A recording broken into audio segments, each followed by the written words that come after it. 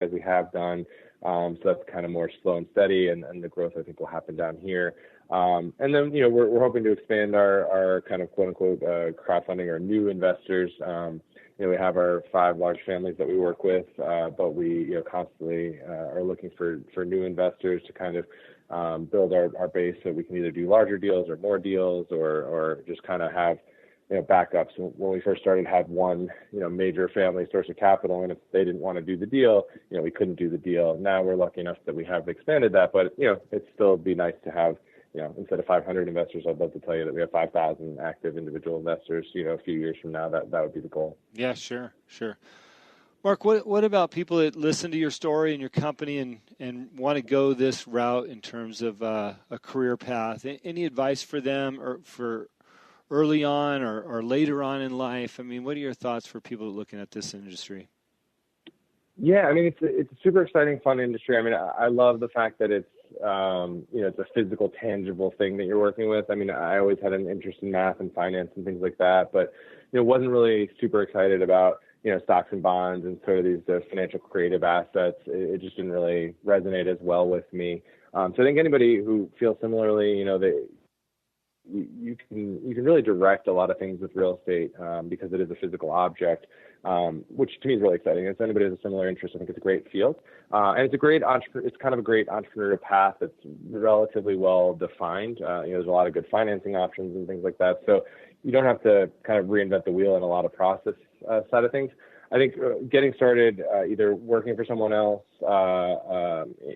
joint venturing with someone else, we do that a lot where we'll find some younger groups that don't have the full skill set, and we work together with them to show them the ropes and also benefit vice versa.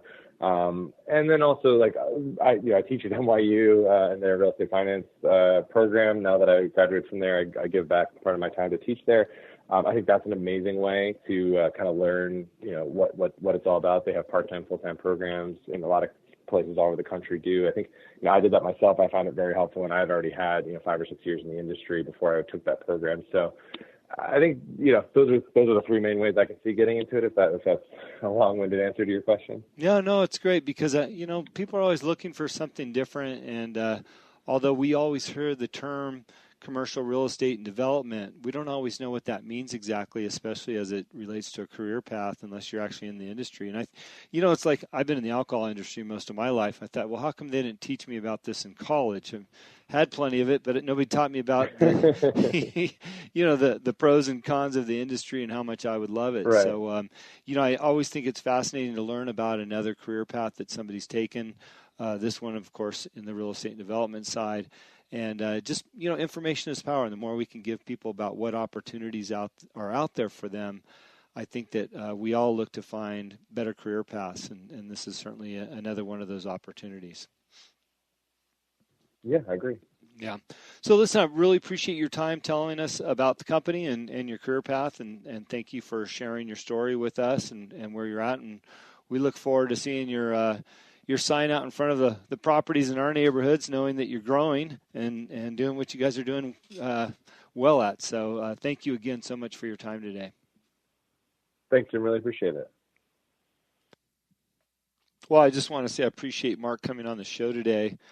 What was kind of interesting in the interview process and listening to Mark tell his story is that I kept waiting for that 1-2 punch that we get oftentimes with some of our guests. We had Mikey on here, professional skateboarder, seemed extreme. We've had Leslie Zan on here, went through a terrible divorce, which changed her life. And we've had many others that have these dramatic stories. And in listening to Mike, Mark, I kept looking for that 1-2 punch. And, the reality is that Mark had a well thought out career path, went to college for real estate and decided early what he wanted to do and was diligent about it and focused on that career path and landed exactly where he's at today. And we don't all go through major struggles in life to get to where we are. And sometimes it just is as simple as that. And the story doesn't have that big 1-2 punch, but I think that is the 1-2 because Mark is successful and happy and he runs a great company with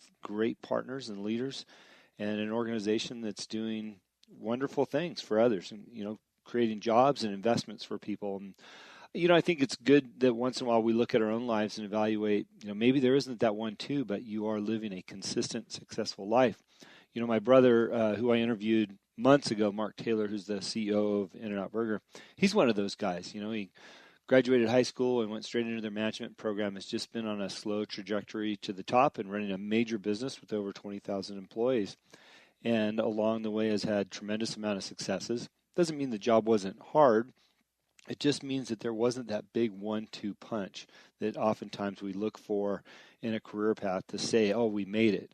Oftentimes you've made it and you just didn't realize it. So interesting lesson or perspective from my side as an interviewer of Mark today, and I wish him all the success with his business, and I'm thrilled that he took the time to be on here.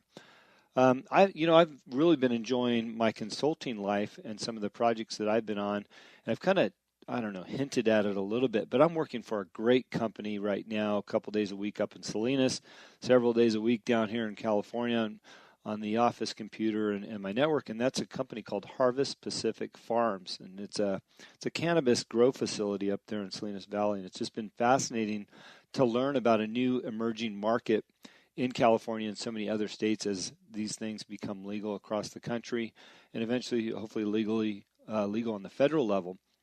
But, it's not an arena that I ever thought I'd be working in, and I guess it's me getting out of my comfort zone and saying yes to that opportunity and now learning and digging in with both feet as well as all the other projects that I have.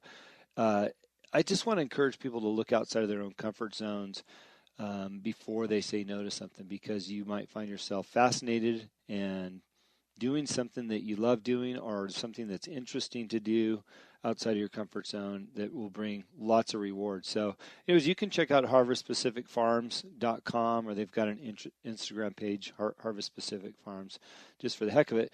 And then I just launched my website. It is called livelifedriven.com. livelifedriven.com. That's where you can reach me now. My email's on there, my phone number's on there, my address is on there, podcasts are on there, and soon I'll get some blogs up on there, and that way you can stay in touch with me. But it's livelifedriven.com. Would love to get an email from you, and you can check out what we're doing in the future and what our schedules look like. So thanks for tuning in. As I've always said, David Meltzer reminds me every day to count the things that I have more than enough of. I just had a wonderful Mother's Day weekend with my family, and it's great to have family and be able to spend time with them and have those rewards in my own life, because of an early belief that I had, and that is what you believe is what you'll achieve, from Mark Victor Hansen. So thank you. Have a wonderful week. Appreciate you tuning in. If you do like the show, please share, respond, give us feedback. And if you've got anybody that you think would be a great guest, I'd love to hear from you. Thank you.